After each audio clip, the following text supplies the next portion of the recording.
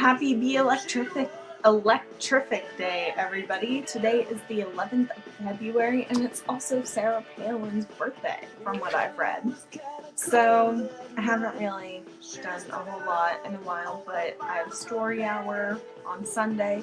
I'm dreading it. I just need to practice reading because I don't have props, and I did the first one with props, but that wasn't really in my contract. My contract was to read.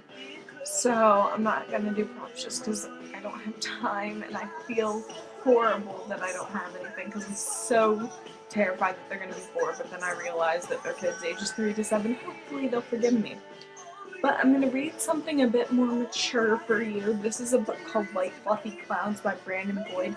It's a poetry book slash journal, but it's like got art and all kinds of stuff in it. So it's amazing, and this is a selection called Inner Voice Yelling, so I'll read that to you.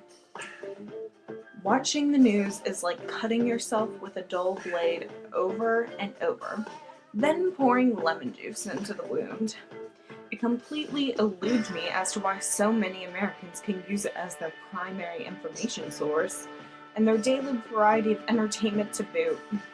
I'm not sure which one actually is more frightening, the pseudo-information source or the place of refuge. We are a culture of self-inflicted wounds, defamation, and spiritual mutilation.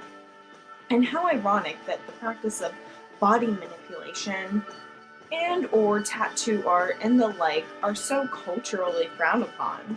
These are people seen largely in everyday society as outcasts, heathens, self-destructive do-no-gooders, sinners, etc. But it conveniently escapes most people's observations that usually the people who choose life-affirming practice like tattooing, ecstatic practice, and artistic endeavors are more likely to not watch the news. A vast majority of the people who watch the news, whether it's for routine, sense of safety, entertainment, or otherwise, and a vast majority of people in this country at least have an irrational fear of, well, everything. Fear of their neighbors, fear of flying, fear of disease, fear of foreigners, fear of leaving the house, or some might call them phobias.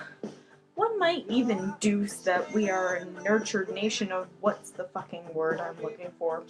I don't know. A nation of phobics, we'll say. We are taught to be afraid of everything. And it is so interesting that the children who come into the world, so pure and true and full of hope and wonder, are slowly taught to be this way.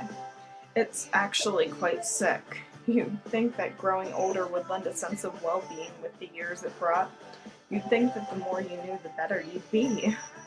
It's funny because I can hear that stupid Confucian bit of nonsense funny because in my head right now, the more you'll learn, the less you know.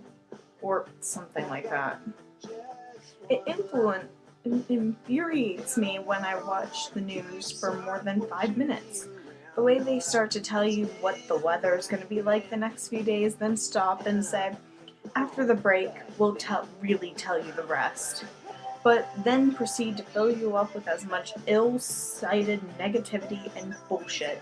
So by the time they actually tell you what the temperature it's going to be tomorrow, you are too depressed to care and scared to leave the house. Terrorist threats are at an all-time high, and authorities are urging all Southlanders to stock up on duct tape, plastic sheeting, and gas masks. But it'll be 76 degrees tomorrow, and there's a parade at the Covnian Muslim Community Center. Brent Goodman reporting. Tomorrow, I want to get a tattoo.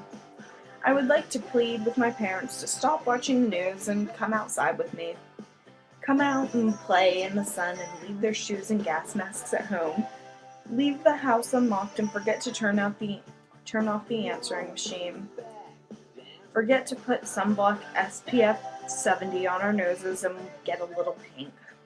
Perhaps reveal in each other's presence and forget that the world is in a continuous state of emergency. The polar ice caps are melting, the government is irrevocably collapse. Missiles are in the root of some innocent person's backyard, and we probably sent them there.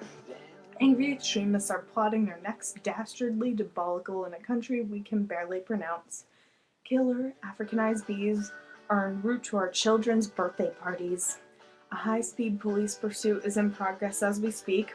Another faceless corporate enterprise swindled billions from poor 6 tons of cocaine. Just made it across the border and is minutes away from hitting the streets. Oh, and have a nice day.